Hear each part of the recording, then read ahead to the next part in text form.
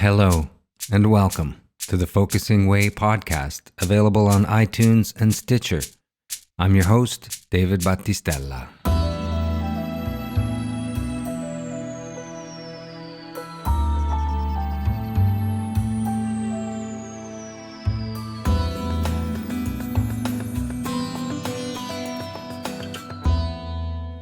Katherine Torpey is the executive director of the International Focusing Institute, with headquarters in Nyack, New York. She came to the Institute 2 years ago, when it began its transition from having been led by its founder, Eugene Gendlin, and his wife, Mary Hendricks. The Institute is an international cross-cultural organization dedicated to supporting individuals and groups worldwide who are teaching and developing felt sense focusing and its underlying philosophy. Katherine has been a practitioner of focusing for 20 years and is also an ordained Unitarian Universalist minister.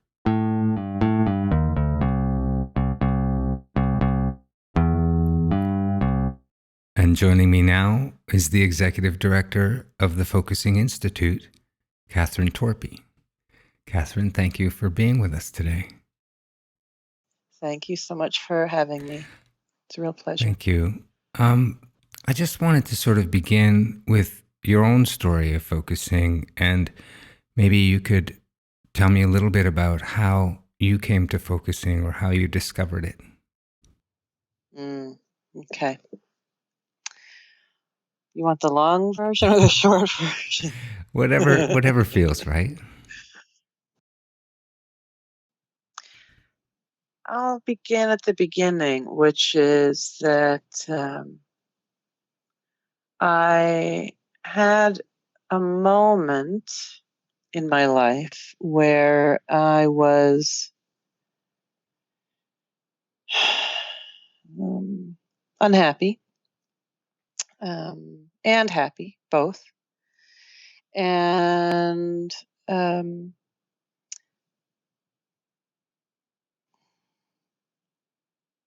there was just I had been in conversation with someone, kind of a counselor, and I remember driving home from that session with that person and being able to articulate as I was driving the deeply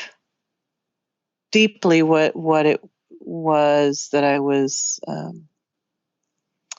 wanting, and I cried out to God and the universe, I want you to know me and to love me. This was the thing that was articulating what was deep inside of me in that moment. I want you to know me and to love me. This was the thing that I was really yearning for. And I kept repeating it over and over again. I want you to know me and to love me. I want you to know me and to love me. And it was just a very, very, very powerful moment for me. It was kind of a defining moment. And eventually, it was a very emotional, and sort of pulled over to the side of the road and just let myself be in that experience of articulating that. And then my life proceeded as it proceeded, but within a few months of that, I had moved from where I was in Oklahoma at the time. I'd briefly lived in Oklahoma, and I moved back to New York and started seeing a spiritual director, and she happened to be a teacher of focusing. I was just looking for a spiritual director, and she happened to be a teacher of focusing. And in retrospect, I felt and still feel that my ending up being with her was a direct answer to that prayer. Because what I found in speaking to the spiritual director, I remember her telling me, if you're searching for God, you're searching for your true self. It's the same thing.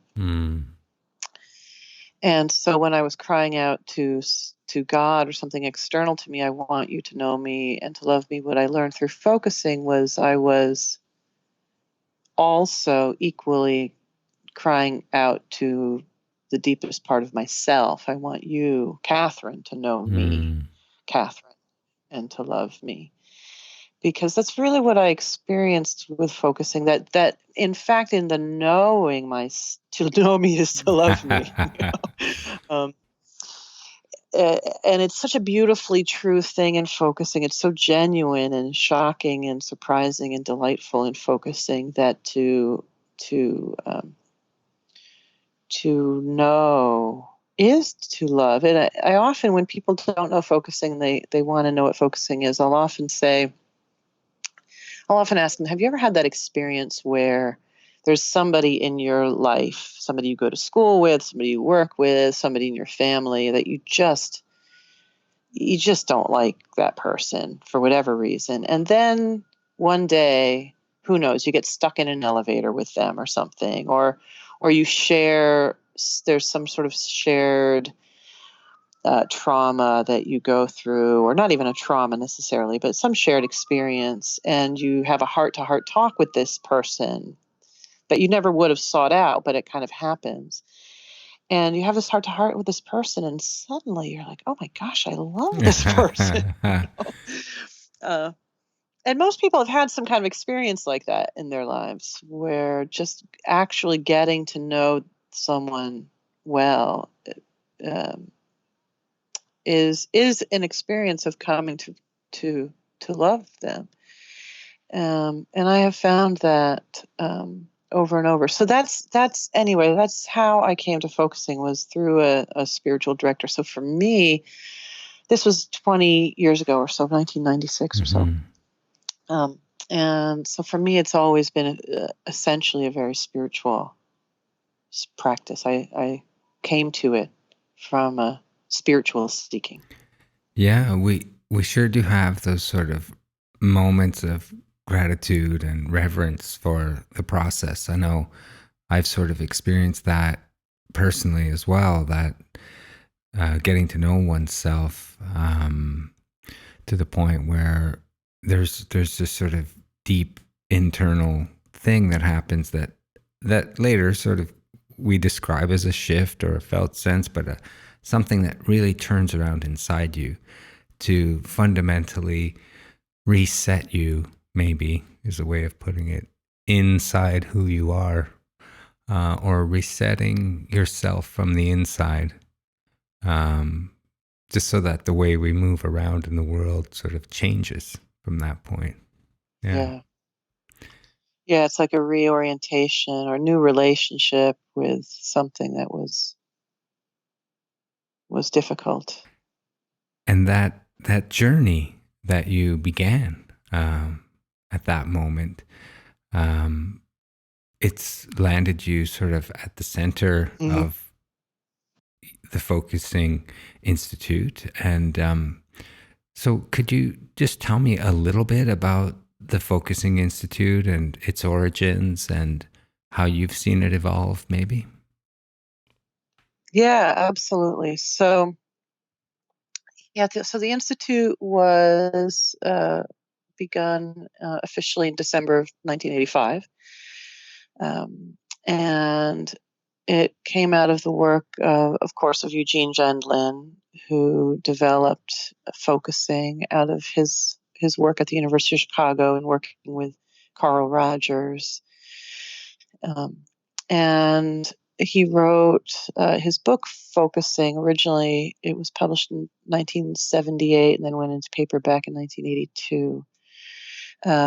And as he was teaching at the University of Chicago, and especially after he wrote this book, there were people wanting to learn not only learn focusing for themselves, but to learn to teach others focusing. And so it was decided that an institute would be a good way to make that happen. And it wasn't so much Gene himself who formed it, although he was very much uh, the head of the institute in um, certainly the intellectual head of the institute, but it was others around him that um, wanted to start an organization to maintain focusing, to promote focusing, to maintain its um, to make it findable, as Mary Mm-hmm. Hendricks, Jean's wife, has said, to make focusing Mm. findable. Yeah, And it's yeah. kind of in that spirit of sharing that it all begins, where it's just this sort of natural evolution. It's not like someone who sits down and forms a business plan around a new method of doing something. It feels like focusing evolves much the way an individual's focusing path seems to evolve, which is this beginning of looking inside oneself and then carrying that forward as just a natural sort of way forward and a sense of rightness. Is that how you saw the Focusing Institute evolve? Well, I wasn't there Yeah. to Okay. see it That's evolve, fair. So yeah, what I'm telling is Mm-hmm. secondhand. But I do know from what I have been told and by the ethos around focusing that it was very important to Jean Genlin and those in the early days to have a spirit of allowing individuals to carry forward focusing in ways that felt right to them as individuals. It's a something very important, I know, to Jean in particular, and that that the individual not be constrained. That your listeners will, if they know focusing, they'll be familiar with the term felt Mm-hmm. sense. That what's in that fuzzy, murky knowing inside of us, that focusing is intended to help articulate and bring into focus. That the individual's felt sense really needs to be supremely respected, and that real life comes out of that. And so we don't want frozen structures. We want a structure that's enough to maintain the integrity of focusing so that focusing doesn't become something sort of lost because everybody has their own idea of it. And so somehow the core of it gets lost. So we don't want that. Mm-hmm. And again, we want it to be findable. We want there to be a place that people know to go to. And the goal is to balance that with the freedom Mm-hmm. of people and teachers of focusing to follow their own felt sense around how to teach, what to teach, what kinds of wording suits what they're teaching. And so there's all kinds of focusing now. There's whole body focusing, there's interrelationship focusing, there's domain focusing, there's bio-spiritual focusing, which is what I Mm-hmm. learned. And they're all various ways in to this felt sense that work for different people, work better for different people. How do you feel Jean's philosophy informs the work of the Focusing Institute now? Well, I am no expert in Jean's philosophy. Neither am I. uh, yeah, there aren't a lot of us who are. So I have to have a big Yeah. disclaimer there that just because I'm the the head of the institute, the staff, the top staff person at the institute, does not mean that I'm the expert in any aspect of Mm-hmm. focusing. I'm a true believer. I really, really believe in focusing, um, uh, and I hope and believe that I bring a focusing attitude to my work, but I'm not I'm not the best teacher of focusing. I'm not the one who knows the philosophy best. I'm not in any way the expert in any of those fields. So that's an important disclaimer. I know that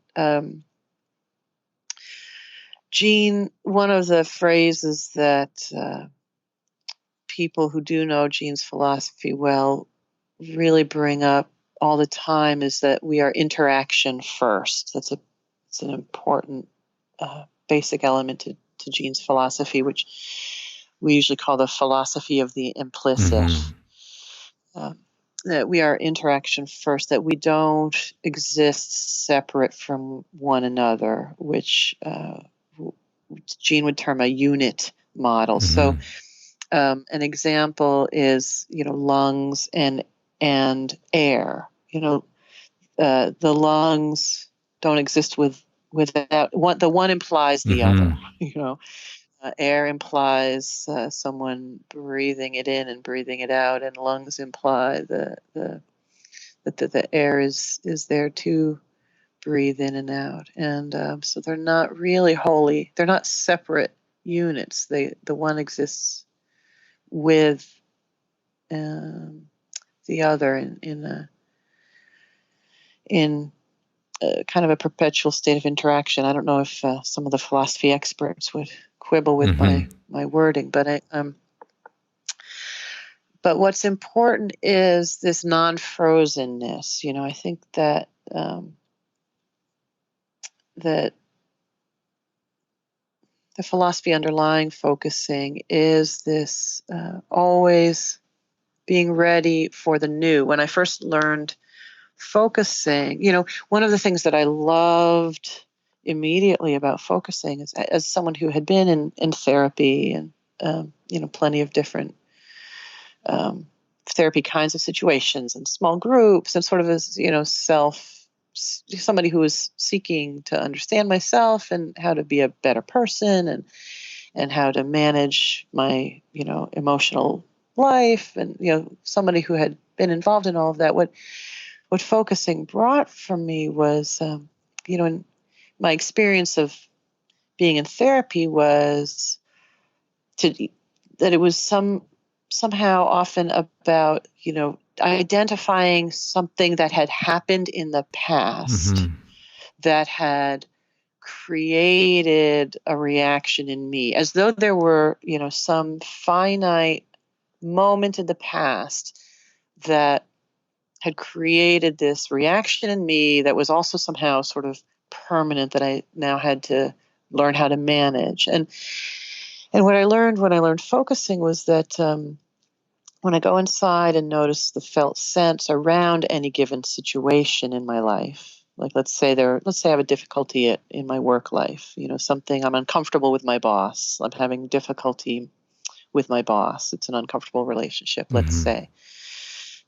In focusing, I would go in and find the whole felt sense of that experience, which may bring up memories, let's say, of a parent who that boss is, on some level reminding me of. But there's a lot more. There's all my wantings and yearnings. There's my experience. There's my bodily reactions. The felt sense is not just intuition. It's not just memory. It's not just physiological reaction. It's sort of all of those things. And that the moment I touch into that felt sense, what I so appreciated learning was that it'll usually move. It'll usually change it may change as soon as I look at it. The very act of looking at it may change it. And so again, it's not a fixed there's not a fixed past that I'm trying to correct for. There's the past is living in me in the moment, and even my experience of the past can shift in a way that almost makes my experience of the past totally different now than it was maybe 5 minutes ago. Yeah. That resonates for you? That does resonate for me. The way I describe that is an action block, or a part of us something that has been frozen in our past. And sort of we carry forward with that bit of us behind us, if we want to put it that way.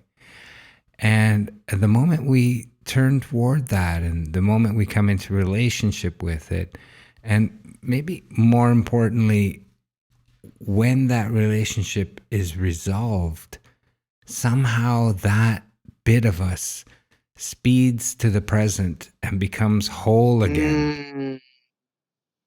So, wait, I want to take that in. So, would you repeat it? That there, if there's a part of us, I'll give it as an example. Let's say there's something happened to me when I was 14 or something, and it's a sort of a dormant memory, but from that moment forward, I wasn't carrying forward as my whole self. There was that little bit was left behind. So that little bit was left behind in that experience when you were, say, at 14. Something happened. And the rest of me doesn't carry forward with, because that part is not resolved, or it's been neglected or forgotten. But the very act of turning toward it and coming into relationship with it, when that relationship is resolved, that part speeds to you in the sense that it completes, it fills you in a way. That part speeds to you. I love that. Feels so. That part speeds to you, and then you're fully in the present in a way that you had not been able to prior. Yeah, and then it deepens the whole knowing of the self. So it's like, oh, right. When that happened, that's what it was. Oh, okay. And something that may have gone unanswered, or maybe even completely sort of submerged, becomes you again. It's a reconnection to these breadcrumbs of our lives sometimes that are left there. And sometimes they're left in relationships or experiences or disappointments or unfulfilled desires. All kinds of sort of, each one can be like, but what I've noticed is that as we encounter each one, we take them in and we come into relationship with them, they move almost at light speed to become us again, so that our wholeness, we become more whole. There's something in that experience. Yeah. Going back to my spiritual beginnings, and as you know, I'm a Unitarian Universalist minister, and so I have a lot of so biblical imagery comes to me quite easily, and when I first learned focusing with my bio spirituality with my my spiritual director, what you're saying brings me back to this idea of the story of the Prodigal Son. I don't know if you're familiar with it. Yes, of course. That the one son of the father had split his inheritance between two sons. The one son stayed at home and loyally worked, with the family and with the father, and the other son took his inheritance and went off and spent it all. And the moment the father sees the son off in the distance returning, the moment they turn toward one another, it's like exactly what you're saying, like the past speeds, it just speeds toward wholeness. Yeah. There's nothing to talk about, and if you look at that story, it's the son rehearses in his mind what he's going to, the prodigal son rehearses in his mind what he's going to say to his father, what the conversation he's going to have with his father to try to convince his father to allow him back in. But none of that is needed. Mm-hmm. There's no work to be done. Yeah, yeah. It's the moment they turn toward each other, they embrace, and the other son can't understand Yeah. it. And to put that in focusing terms, that's very often an internal experience where you've come into a relationship and something is being resolved and something else in you is saying, wait a second, what about me? Yes, yes, Yeah. yes, yes, yes. And that other part also deserves the same loving Yeah. attention.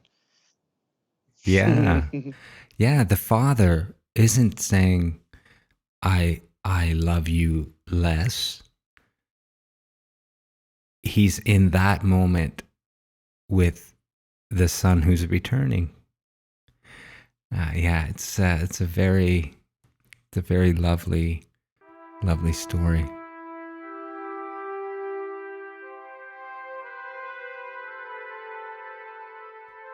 And here's that story from Luke 15, verse 17. But when he came to himself, he said, "How many of my father's hired hands have bread enough and to spare? But here I'm dying of hunger. I'll get up and I'll go to my father, and I will say to him, Father, I have sinned against heaven and before you.